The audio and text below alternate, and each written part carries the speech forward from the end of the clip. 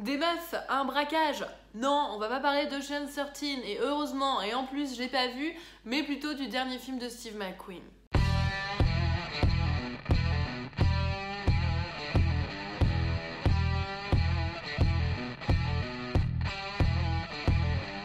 Vous l'aurez compris, aujourd'hui on va parler de Les Veuves, Widows en anglais, avec au casting Viola Davis que vous connaissez peut-être parce qu'elle tient le rôle principal de la série Murder ou en version originale How to Get Away with Murder.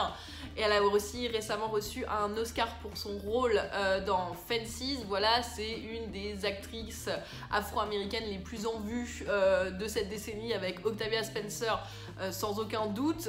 Si vous avez regardé la bande-annonce, vous avez certainement reconnu Michelle Rodriguez de la franchise Fast and Furious.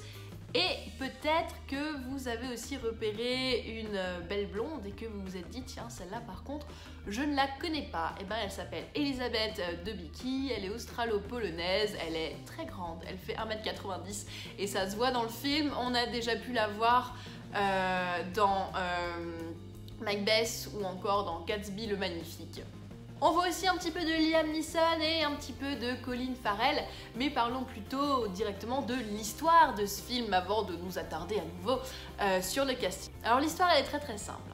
Une poignée de femmes se retrouvent veuves parce que tous leurs maris se sont fait tuer ensemble lors d'un braquage qui a mal tourné. Elles doivent terminer le business. Comme vous pouvez vous en douter, je n'en dirai pas plus. Le film est réalisé par Steve McQueen, non pas bien sûr l'acteur qui est mort en 1980, mais un réalisateur très apprécié de la critique, à qui on doit notamment 3 précédents films qui, je trouve, étaient tous excellents. J'ai nommé Hunger, Shame et 12 Years a Slave. Pour l'écriture du scénario, il l'a écrit en collaboration avec Gillian Flynn, qui est une auteure de romans à succès, dont notamment Gone Girl, qui a pour particularité d'avoir un scénario effectivement bien ficelé. Si vous me suivez bien, vous comprenez que sur le papier, le film a absolument tout pour plaire. Un bon réal, un casting qui semble tenir la route, un scénario qui présage le meilleur, et pour couronner le tout en plus, on nous met des meufs badass à l'honneur dans un film d'action. En tout cas, c'est bien comme ça que la bande-annonce vend le film. Mais qu'en est-il en réalité ? Le problème de ce film, c'est qu'il est écrit et ou monté avec les pieds, ce qui le rend très vite peu crédible et surtout très chiant. Je dis pas qu'il n'y avait pas plein de bonnes idées, hein, je dis juste qu'on n'a pas gardé les bonnes, malheureusement. Premier problème du film, les mecs meurent très vite. Du coup, on n'a pas vraiment le temps de comprendre quelles relations ils entretenaient avec leurs femmes et absolument aucun pour s'attacher à eux. Finalement, leurs femmes, on les connaît seules, alors leur mari, on s'en carre un petit peu quoi. Donc, implication émotionnelle lors de la mort des maris, nul. La première demi-heure du film ne nous installe donc pas les personnages, mais préfère se contenter de nous conter une histoire d'intrigue politique qui certes aura bien sûr quand même son importance dans le film, mais c'est tellement mal développé que c'en est vraiment très ennuyant.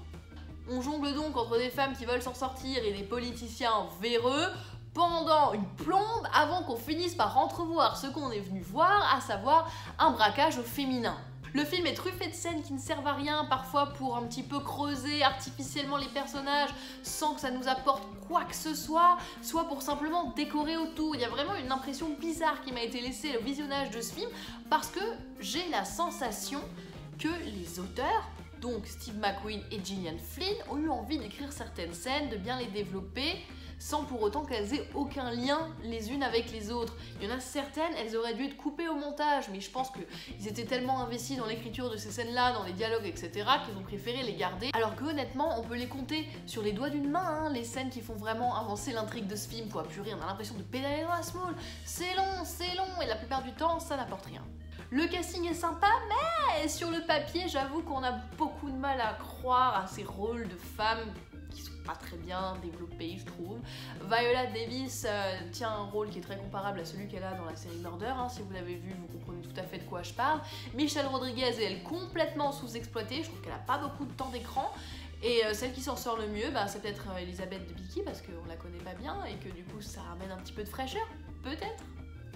On a beau nous faire croire qu'on a dressé le portrait de 3 femmes qui sont très différentes, moi je vois simplement 3 gros clichés, hein, sans attache pour qu'on puisse vraiment s'intéresser à elles. Hein. Non, vraiment dans ce film, l'implication du spectateur est très moindre parce qu'elles sont pas attachantes. Il n'y a que la blonde qui est réellement attachante. Michelle Rodriguez, on la voit pas assez. Viola Davis, c'est insupportable dans ce rôle-là. Enfin voilà, il n'y a rien qui nous donne envie de les suivre, il n'y a rien qui nous donne envie de dire tiens, j'aimerais bien qu'elles s'en sortent, j'aimerais bien que ce film finisse bien. Non, rien, on garde ça, on se pas les steaks un peu quoi. Et puis en plus, on a une flopée de personnages secondaires qui sont inutiles et qui gâchent un temps d'écran précieux. Je cherche encore des fois à comprendre pourquoi on a voulu en développer certains et même pourquoi tout simplement ils existent dans l'histoire. On aurait pu complètement simplifier le truc. Reste alors le talent de Steve McQueen. On peut quand même s'apercevoir qu'on est loin du yes man, hein. Le mec a réfléchi certains plans. Là, le gimmick de son film, c'est de filmer de manière un petit peu spéciale les trajets en voiture. Je m'explique. Il y a beaucoup de scènes qui se passent dans les voitures.